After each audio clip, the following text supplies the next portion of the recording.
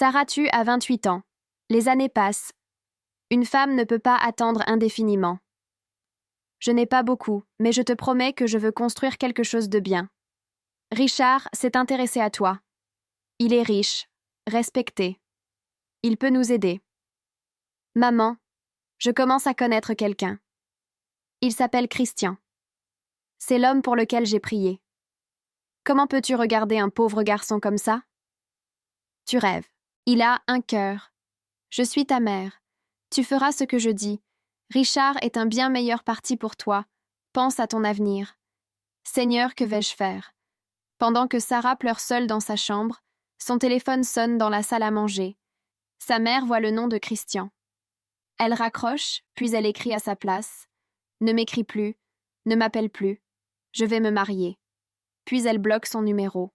Deux cœurs souffraient, sans le savoir. Oui, je le veux.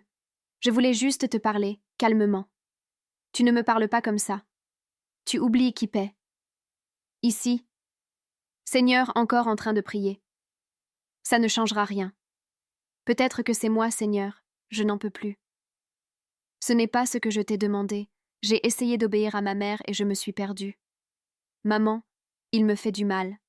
Ce n'est pas ce que tu pensais. Tu exagères, Richard nous aide. Arrête de mentir. Quand même l'amour d'une mère se tait. Il ne reste que Dieu. Oui, elle ne se doute de rien. Je te vois demain, mon amour. Qui est là? Qui êtes-vous? Qu'est-ce que vous faites ici? Elle est chez elle. Sarah. Mais nous sommes mariés. Richard. Sarah. Ta mère t'a vendue. Maintenant, tu me sers seulement pour la réussite de mes affaires. Seigneur, je suis piégée dans ce mariage. Pourquoi restes-tu en silence? Sarah est assise seule sous la pluie. Elle pleure sans force, sans mots. Soudain, une femme âgée vêtue de blanc s'approche d'elle. Sarah, le Seigneur ne t'a pas oubliée. Il te libérera. Ce foulard, je l'utilise pour prier. À partir d'aujourd'hui, porte-le quand tu pries. La femme disparaît. Sarah lève les yeux vers le ciel et respire lentement. Pendant que Sarah dort, Jasmine s'approche avec de mauvaises intentions, mais une force invisible la protège.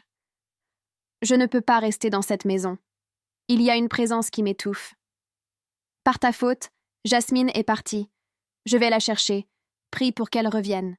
Tu m'avais promis de me libérer, mais les choses ont empiré. Seigneur, accomplis ta promesse. Madame Richard est à l'hôpital. Richard, que s'est-il passé? Le médecin dit que mon état est critique. Je ne survivrai probablement pas. Sarah, je suis désolée pour tout ce que je t'ai fait. J'étais avare et égoïste. Je t'ai épousée parce que ton père réussissait toujours dans ses affaires avant de mourir. Tout le monde voulait travailler avec lui. Je pensais qu'en épousant sa fille, je réussirais là où j'ai toujours échoué. J'ai oublié que tu avais un cœur des sentiments, que tu étais humaine, Sarah, si tu trouves une place dans ton cœur. Pardonne-moi, Richard, malgré toute la souffrance que j'y ai endurée, je haine. Et jamais eu de haine ni de rancune contre toi, madame, en tant qu'épouse légitime de Richard. Tous ses biens sont légalement à votre nom. 6 mois plus tard, Sarah retrouve Christian par hasard. Christian Sarah. Mais Christian, où étais-tu passé? Je t'ai écrit, je t'ai appelé. Silence complet. Mais Sarah, c'est toi qui m'as demandé de ne plus t'appeler. Tu m'as écrit que tu allais te marier. J'étais brisée, déçue. J'ai essayé de t'appeler, de t'écrire en vain.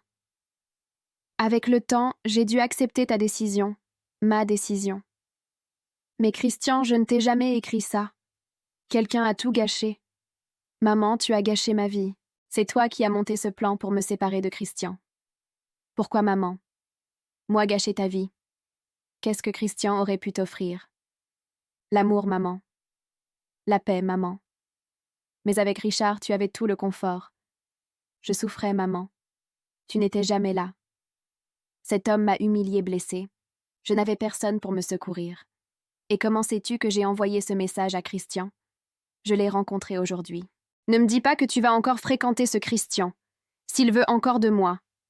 Oui, maman, ce sera un honneur d'être avec lui. Je ne le permettrai jamais. Maman, je te respecte et je t'aime. Mais cette fois, tu n'as pas ton mot à dire. Sinon, je couperai les ponts avec toi, Sarah. Je ne me rendais pas compte que mes actions te faisaient du mal. Je suis désolée.